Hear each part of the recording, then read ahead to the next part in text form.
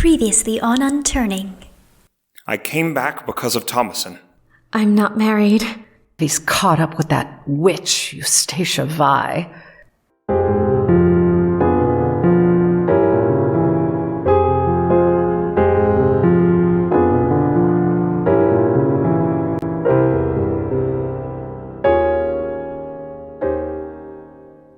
The road just outside the inn later that night. Diggory Venn calls out to Mrs. Yeobright just as she's about to knock on the door. Mrs. Yeobright, may I have a word with you? What can I do for you, Mr. Venn? You've known me for a long time, Miss Yeobright, and you must know how fond I've always been of Thomason. I don't know if she ever mentioned it, but 2 years ago I asked her to marry me. She never told me. So you see, Damon Wildeve is not the only man to ask for her hand.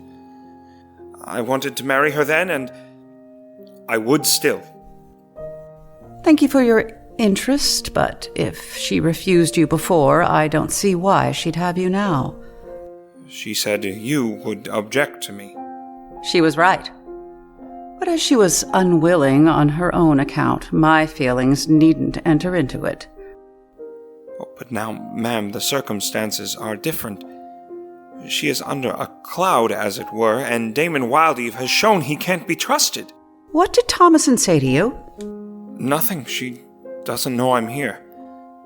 But perhaps if you were to speak well of me to her, then... It isn't that simple. Thomason has grown up since you last knew her. She's no longer the sweet little girl we knew. She's made her choice, and she must suffer the consequence. Besides, if she marries Mr. Wildeve soon, everyone will believe it really was an accident that prevented the wedding. If she does not, there will be a shadow on her character. She must marry him, and soon. But what if he's not the right man for her? He's not. But he's the only one who can rescue her reputation. Then I hope she'll be happy with him. She has such a good heart, she ought to be the happiest of women. Thank you, Mr. Venn. As Diggory Venn exits, Mrs. Yeobright knocks on the door of Damon Wildeve's inn. How dare you do this to my family? Oh, good evening, Aunt Yeobright.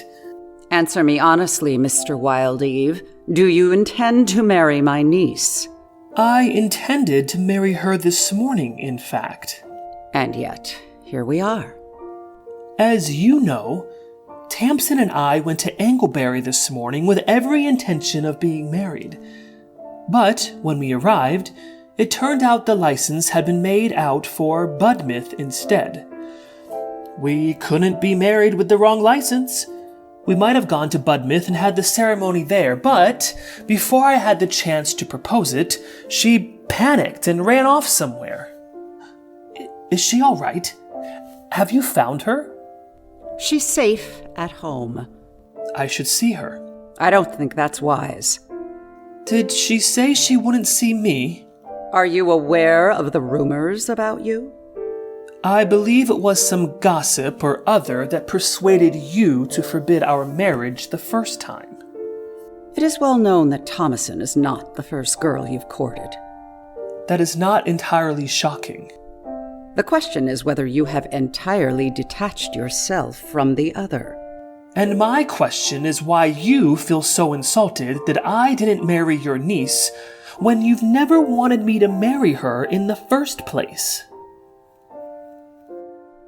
Are you aware that another man has proposed to Thomason? What? Who? Someone who's loved her longer than you. Who is he? I'm not free to say, but Thomason likes him and appreciates his constancy. She's never spoken of an old lover. The most honest women are not such fools as to show every card. How long has she known him? Just what are you suggesting?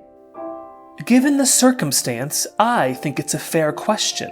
He's lived elsewhere for years. They met as children, and he just returned today to ask for her hand. Well, If she wants him, I suppose she should have him. You would really let another man have her in her condition? If she's had her eye on him all along, I would hardly want to stand in her way. And the child? If it really is mine. How dare you! I should have known about this other man sooner. I need time to think. Very well. But you mustn't say anything to Thomason in the meanwhile. As Damon closes the door to the inn and Mrs. Yeobright leaves to return home, Diggory Venn emerges from the shadows. He has heard everything. My poor Thomason. If only... Oh, wandering life I've chosen to live, alone, without asking for more. I'm free from most cares, I don't have a wife, I've neither a lock nor a door. And the time passes by like dust at my feet. My rounds have been made, my circuit complete. I dream as I walk, and I think in my sleep, for mine's the wandering life. The days growing short, the weeks growing long, I travel my road once again. A man without house, a man without home, just read man Diggory Venn.